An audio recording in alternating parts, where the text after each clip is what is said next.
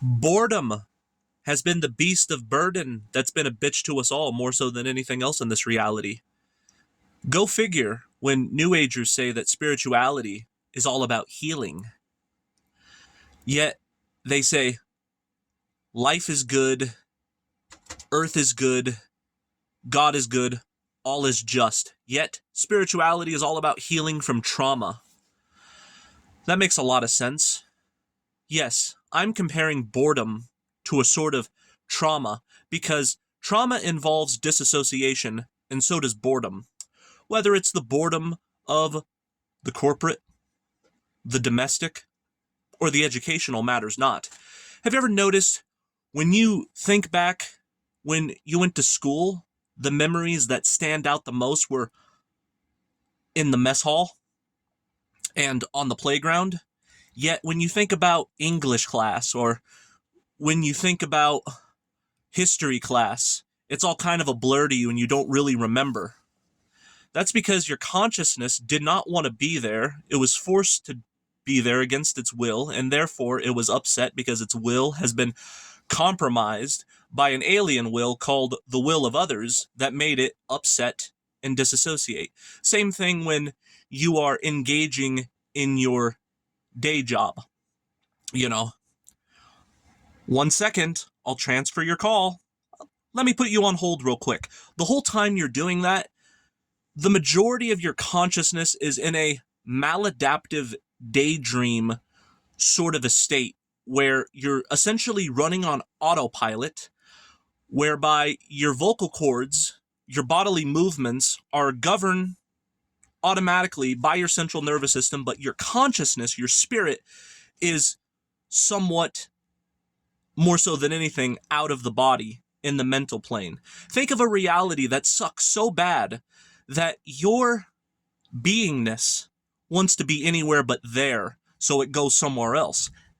You see, people don't talk about the negative effects of boredom and monotony and repetitiousness on the spirit. I can tell you firsthand from working manual labor jobs, even though they were a 9 to 5, the whole time I was engaging in, let's say, working with the shovel, digging holes, laying bricks, what have you, I can tell you that more so than anything, I was in a world of my own.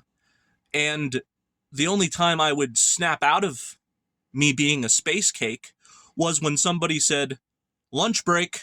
Oh, highlight of my day. Imagine a life so pathetic that the highlight of your day is getting permission from an authority to take a break so you can get the dopamine rush from eating food or smoking a cigarette or drinking coffee.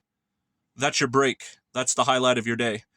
You know, if I had to give an analogy, I would say the boredom of life is like describing sex as the dick goes in the vagina and it comes out and it goes back in again and then it comes out and it does it over and over and over until it climaxes.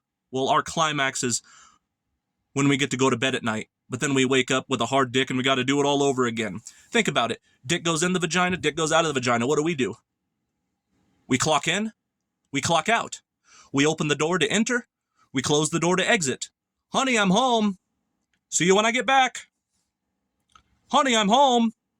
See you when I get back from work. Over and over and over again.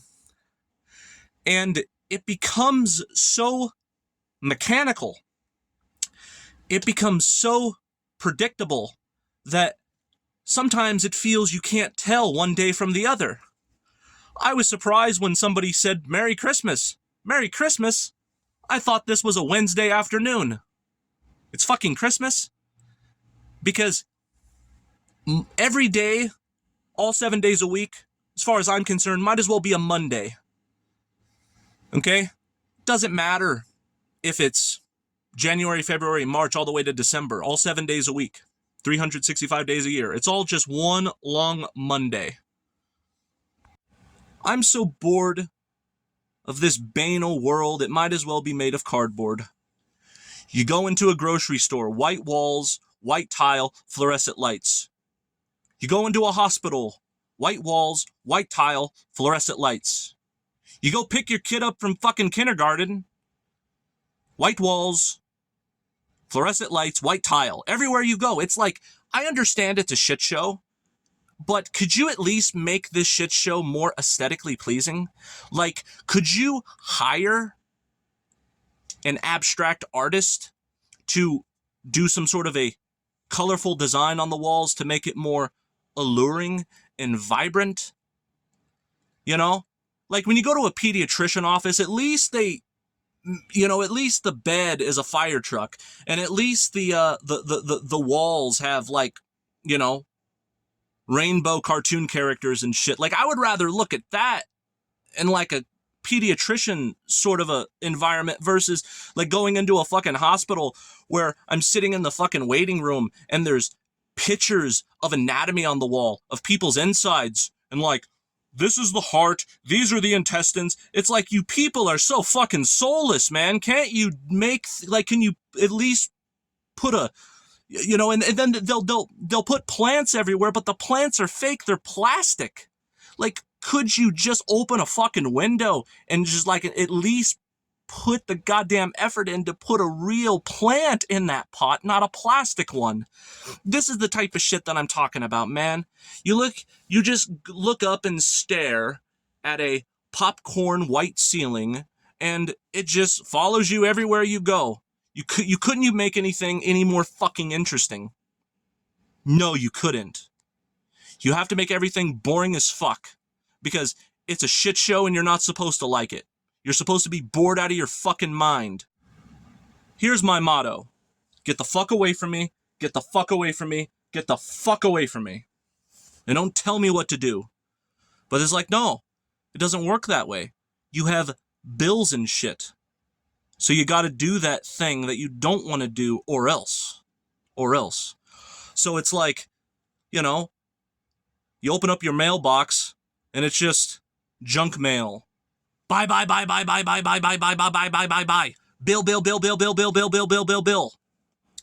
It's like, can you at least fucking send me a centerfold as a compensation for my pain and suffering?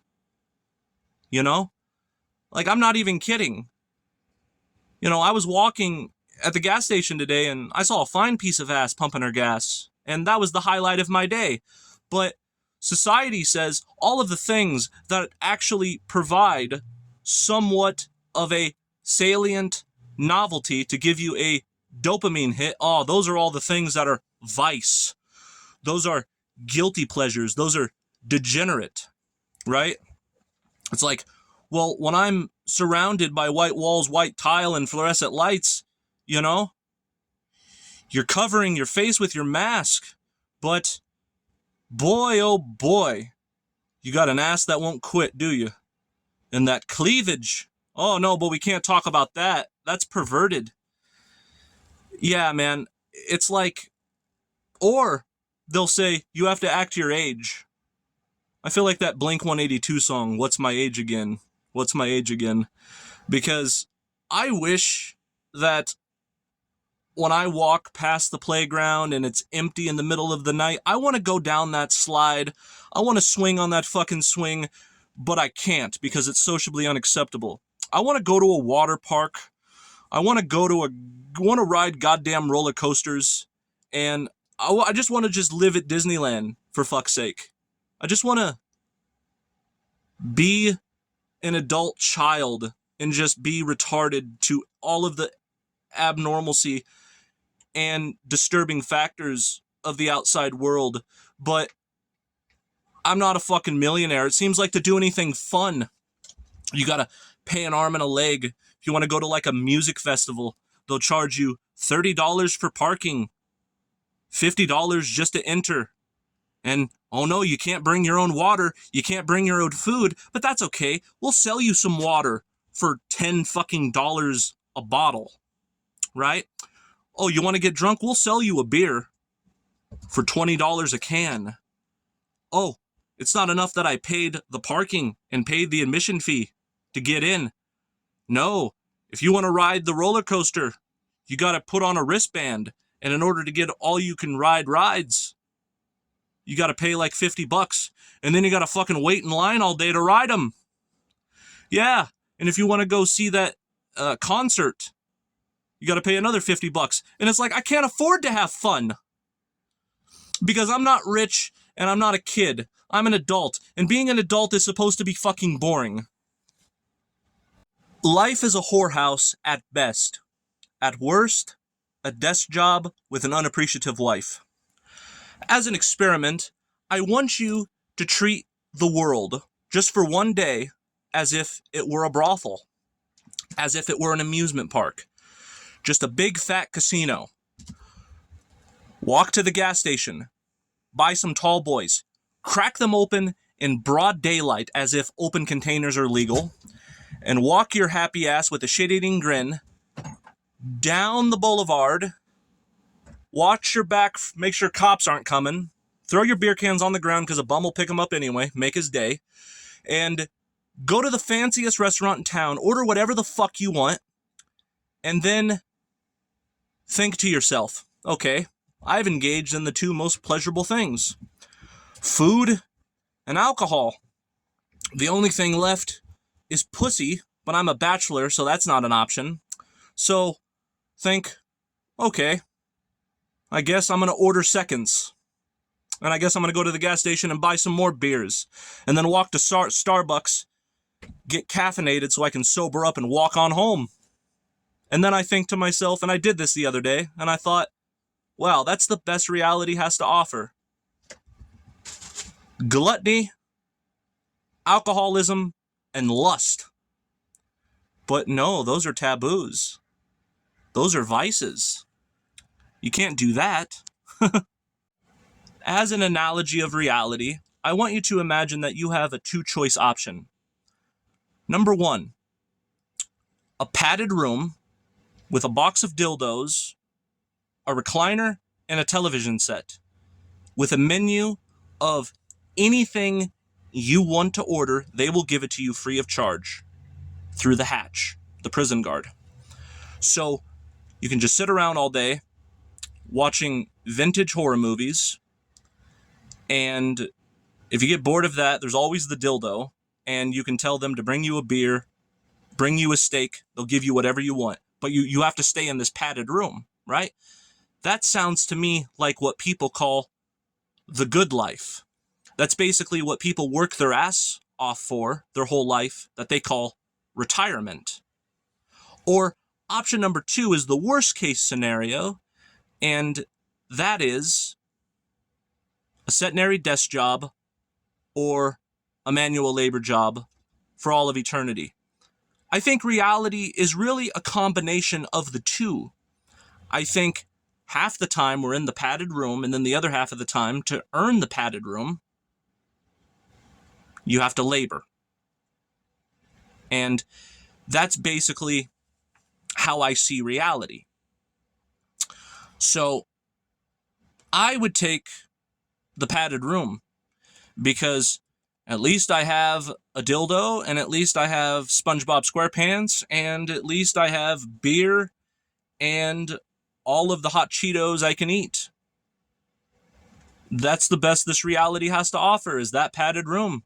And the worst it has to offer is geopolitics, religion, and debt slavery. Pick your fucking poison. Reality is a balance of the two, so you don't have to worry. You'll get yours, and you'll get yours. Work before play, so go to work, and then go back to that padded room, and on good behavior, maybe, just maybe, you can get a low-dollar escort who will sit on your face once a week. Don't get me wrong. I am far from a spoiled brat. I am grateful for the things that do provide happiness or some sort of entertainment to keep me stimulated and at the same time distracted from the horrors of the outside world. And right now, we are at the Starbucks, and every day, almost, I sit right here for 3 hours a day, and I read philosophy books. And I get wired on caffeine. Yes, you are seeing this correctly. These are Trenta green teas, and I'm going to swallow it down with a Trenta black coffee. It is a lot of caffeine. I have a tendency to take things to excess, but what do you expect? I'm bored out of my mind, and I got to keep myself entertained. How appropriate. He just says, Play-Doh is boring, period. See, this is how our minds are wired differently. You see Chevron, and you think gas station. I say hedonistic whorehouse, where instant gratification is a guarantee. Though the pleasure principle is not a promise to freedom, however, sometimes contrary-wise, for he who tries to attain pleasure often becomes the prisoner of his own pleasures. A good example would be he who, in the long run, you ask him, was it worth it? Did you enjoy yourself while it lasted? Take he who pays alimony and child support, for instance, where she got the gold mine, but he gets the shaft. The court favors her in custody battle, and the court favors her with charging him up the ass for child support and alimony alike for a kid he doesn't even get to see. Ask him, was it worth it? Did you enjoy yourself? When you thought you loved her, and then you knocked her up, and then she was in quite a hurry to get married, but then she divorced you as soon as she could, got full custody of the kid, and you thought, wow, nuclear family, white picket fence, the American dream.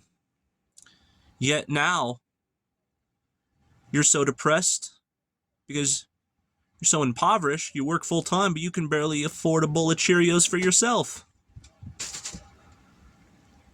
See? Pleasure is not a guarantee. Where there's pleasure to its most extreme, soon it will compensate and you will be provided pain to its most extreme, oftentimes. Here's the solution. And this may seem like a digression, but I feel like it's necessary. Now, it would be very wise for you in this life, not only not to have children, but not to get married. This prevents vindictive females from ruining your fucking life more so than the government or any sort of an injection ever could. If a woman's in a hurry to get married, in a hurry to get knocked up, a lot of times it's because they want alimony and they want you to take the kid and you to pay child support. Now, if you don't knock the chick up in the first place and you don't marry the chick in the first place, you'll often find that they will say, okay, well, if you're not going to marry me and if you're not going to give me kids, then I'm going to go find someone else who will, and say, good riddance.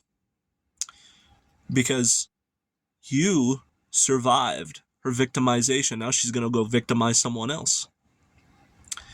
See, that's one thing that you can escape. If you look upon the female figure as a source of pleasure exclusively for sensuality and emotionality, without the marriage or the offspring into the equation, you can obtain the pleasure without the pain. So that made me very frightened of the female, and I try to think how I can go about them without... It's like I want to be the mouse who is able to take the cheese from the sticky trap without setting off the trap. And that's how I look at females. Everything in this reality to avoid pain is strategic. You have to treat everything like it's a game of chess. Never do anything haphazardly. Never do things at a whim. Always calculate like a mathematician, like a logician, a sophisticate. Treat the world as an intellectual athleticism, where mind power supersedes everything else. You have to really meditate hard and put your mind to any sort of cause that you're going to put into an effect, because things in this reality are not what it seems, and you have to fucking proceed with caution. Fucked and shit out of luck with the same shit, different day. Boredom is slow motion familiarity with far too much predictability. It's that same old scenery and same old environment that once was a bowl of sugary cereal, but then the cereal turned stale, like leaving a bag of chips open for too long or letting a soda go flat, so to speak. Boredom is a lack of novelty, or stimuli of one motion picture that plays over and over and over in our field of vision. Here's my personal prescription for how I circumvent boredom. So, you want to embody a vocation, which is your will to power and your will to truth. Like Nietzsche said, the prescription for happiness is a straight line, a goal, a yes, and a no. What does that mean? It means say yes when your volition tells you to say yes as a spiritual being. Say no when you don't consent to what have you. And know that the yes and the no of all of these distractions is really just trying to divert your attention from your goal. You want to triumph onward towards the superiority of that goal. Now, me, I am an INTP in the Myers-Briggs, and we are very intellectually inclined. So what I do is I force myself to read for multiple hours a day, and when I am about to engage in some sort of a bread and circus activity, I don't go to mindless entertainment. I get gnosis by watching YouTube videos, lectures, and what have you. I'm always doing things to better myself, but if you're not intellectually inclined, perhaps, you know yourself. If you're a writer, fucking write. Maybe get a gym membership. That's what I'm thinking about doing. Learning martial arts. That's what I'm thinking about doing. Try to envision yourself in a happy place and do everything to engage in that behavior to get you to that destination point. I would also not feel guilty for engaging in hedonism, but it must be work before play. Once you've done your due diligence to complete your duties for that day, don't feel guilty for indulging. But I feel that it must be earned, because I find that when I decide to be lazy and I just kick my feet up and say, fuck it, not today, it's always better tomorrow than today. Well, that is just going to exacerbate your already existing depression, because the biggest source of guilt is by us not doing what must be done.